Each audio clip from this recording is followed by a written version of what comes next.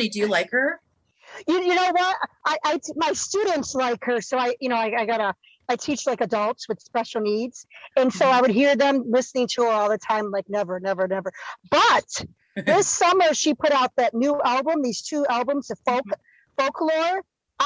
It got me through pandemic. I was just like, I was just listening to it today. I was like, they're a mood, for sure. I'm like, she is amazing. I thought, does somebody take over her?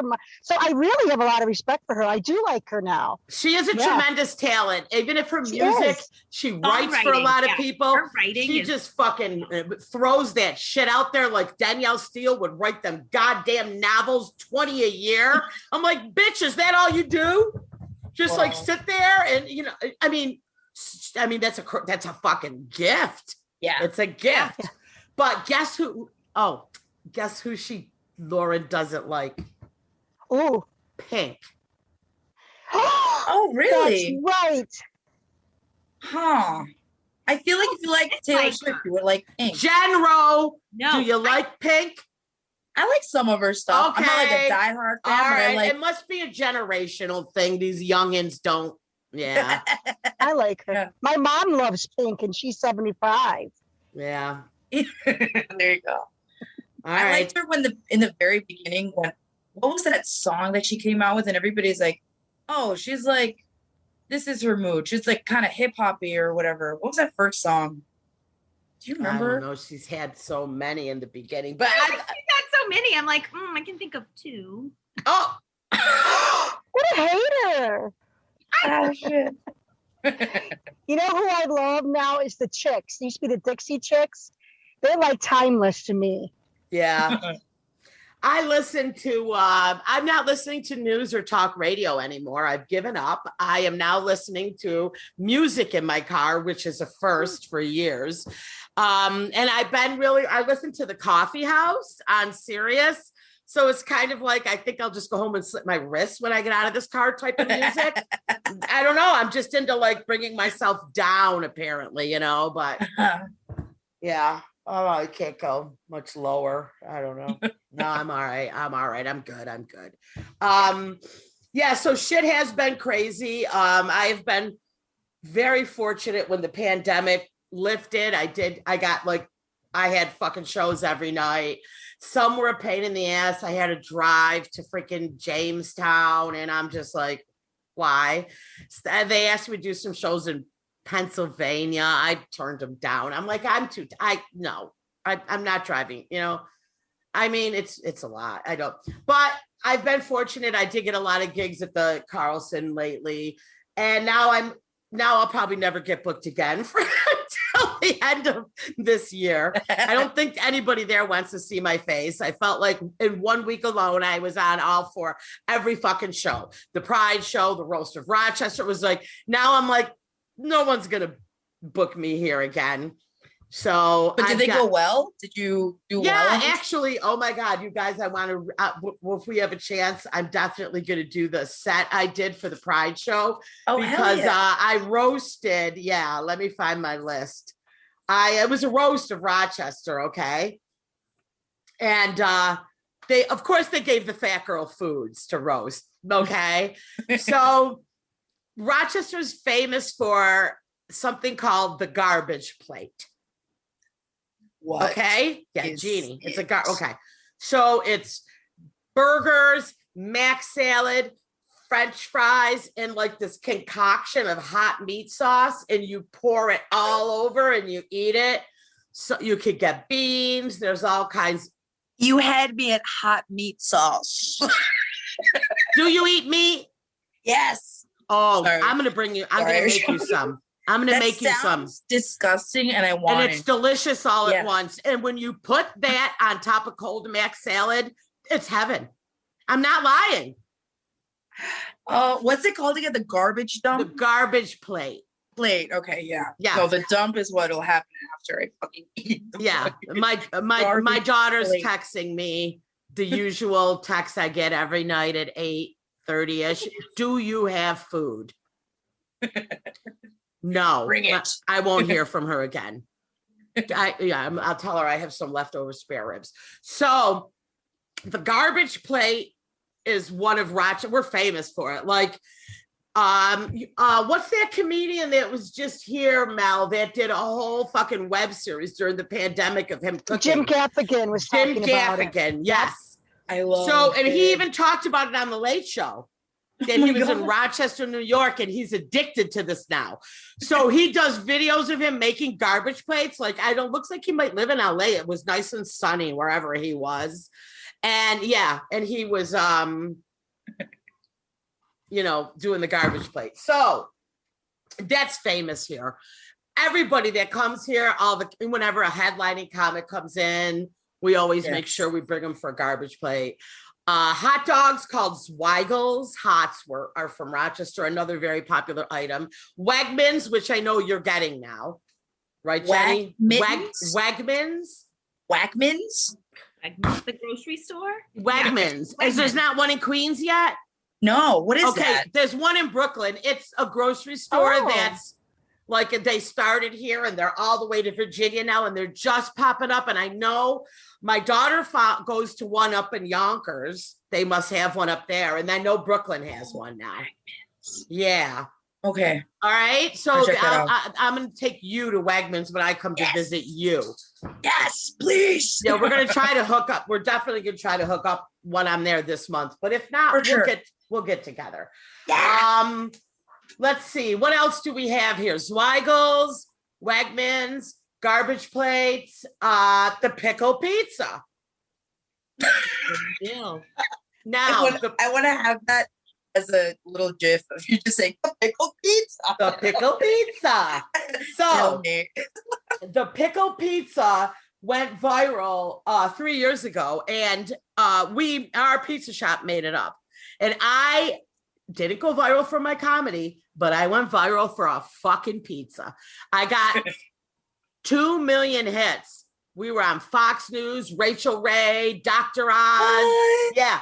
So we have a huge map up in the shop, in the restaurant, and people stick a pin from where they're from. And we have people flying in and driving here from all over just to eat this pizza. Oh, shit. So what happened is Tasty, BuzzFeed, all them, right? When we started to go viral, I took a fake press release I made myself and emailed it to every single Vulture, you name it on the food, you know what I mean? Taste Made, all of them. And said, oh my God, this is viral. You need to check this out. So Tasty and a few other of them flew in camera crews and filmed us making the pizza and eating it. And I went in at midnight to do all this with them because they show all those videos you see on Tasty of like they make those so they can own the rights to that particular video. You know what I mean? Yeah. Plus I had done a bunch of videos of us making them and eating them and put them in a private folder on my Dropbox and said, feel free to pull for what you want and then post it in your style. Right.